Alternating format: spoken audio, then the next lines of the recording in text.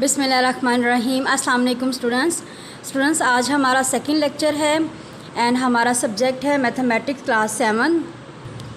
Now students open your page number 6।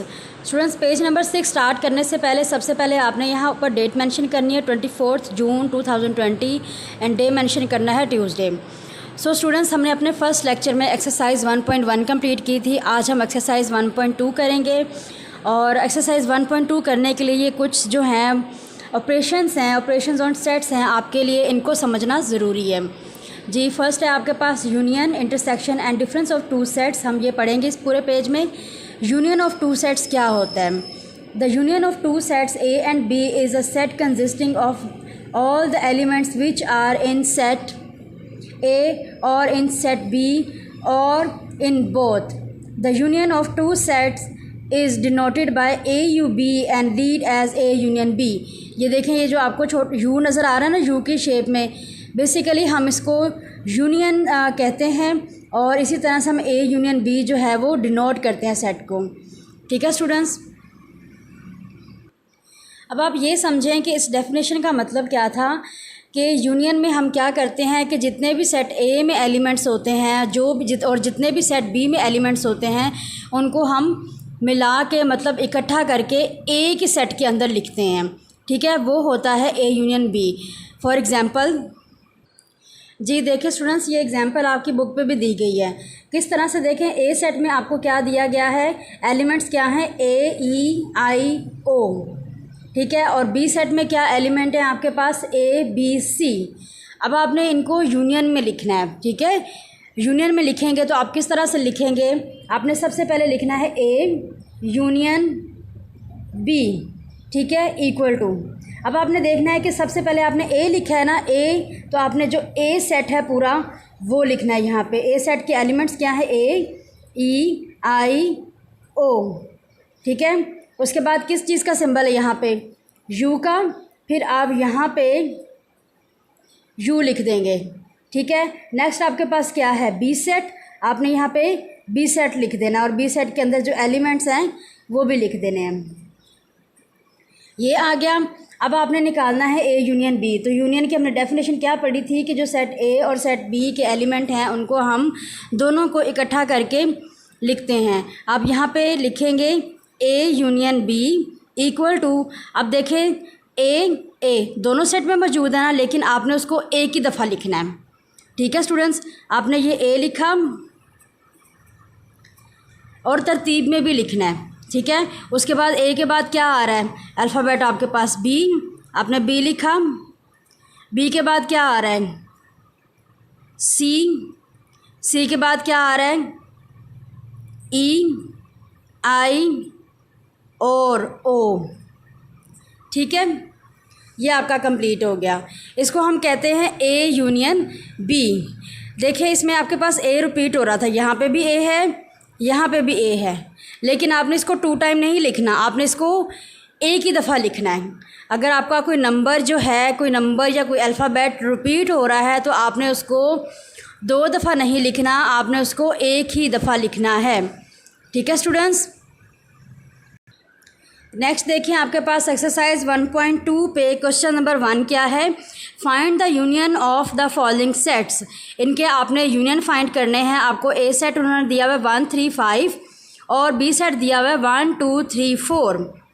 ठीक है, मैं आपको एक ये वाला भी क्वेश्चन करके दिखा देती हूँ ताकि आपको समझ आ जाए कि आपने इसको किस तरह से कंप्लीट करना है। जी देखिए स्टूडेंट्स, आपके पास क्या है, set A and set B. ठीक है, आपने इसका क्या करना है, यूनियन में लिखना है। आप सबसे पहले लिखेंगे ए यूनियन बी। ठीक है, इक्वल टू, फिर आपके पास सबसे पहले क्या है, ए सेट, आपने जो ए सेट के मेंबर्स हैं सारे वो लिखने हैं 1 3 5। सेट बंद हो गया। फिर आपने उसके बाद क्या है, यूनियन, तो आपने यहाँ पे यूनियन का सिंबल डालना है। उसके बाद क्या है, सेट बी, आपने यहाँ पे सेट बी के जो बी है पूरा वो लिखना है 1 2 3 4। ठीक है, अब आपने इसका क्या निकालना है, ए यूनियन बी।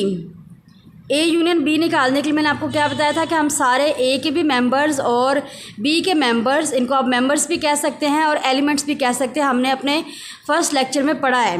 ठीक है, आपने ये पूरे एलिमेंट्स जो हैं वो एक ही सेट में लिखने हैं। लेकिन अगर कोई आपका एलिमेंट या कोई मेंबर रिपीट हो रहा है तो आपने उसको 2 दफ़ा नहीं लिखना, एक ही दफ़ा लिखना। जैसे ये देखें 1 और 1, मैं एक ही दफ़ा 1 लिखूँगी। 1 के बाद 2 है, 2 इनमें है तो मैंने यहाँ 2 लिख दिया। 2 के बाद देखें 3 भी है, ये मैंने 3 लिख दिया। 4 भी है, 4 लिख दिया, और 5 भी। ये आपका सेट कंप्लीट हो गया। ये है हमारा ए यूनियन बी। ठीक है, ये तो था 2 सेट के साथ। अब अगर 3 सेट्स के साथ हमारे पास आ जाता है और उसको कहते हैं कि जी ए यूनियन बी लिखें, तो वो किस तरह से करेंगे जी स्टूडेंट्स। नेक्स्ट है आपके पास इंटरसेक्शन ऑफ 2 सेट्स। ठीक है, इंटरसेक्शन ऑफ 2 सेट किस तरह से सॉल्व होता है। The intersection of 2 sets A and B is a set consisting of all the common elements of the set A and B. The intersection of 2 sets is denoted by A intersection B. ये देखें, उसमें हम you से उसको denote करते हैं, mean union से। यहाँ पे जो उल्टा यू में आपको सिंबल नज़र आ रहा है, इसको हम ये कहते हैं इंटरसेक्शन। ठीक है, और इसको पढ़ते किस तरह से है, ए इंटरसेक्शन बी। ठीक है, अब इसका एक क्वेश्चन जो है वो मैं आपको करके दिखाती हूँ। पहले आप स्टेटमेंट को समझे कि स्टेटमेंट में क्या लिखा हुआ है। यूनियन में क्या था कि हम ए और बी जो है दोनों सेट्स के एलिमेंट को इकट्ठा करके एक ही सेट के अंदर लिखते हैं।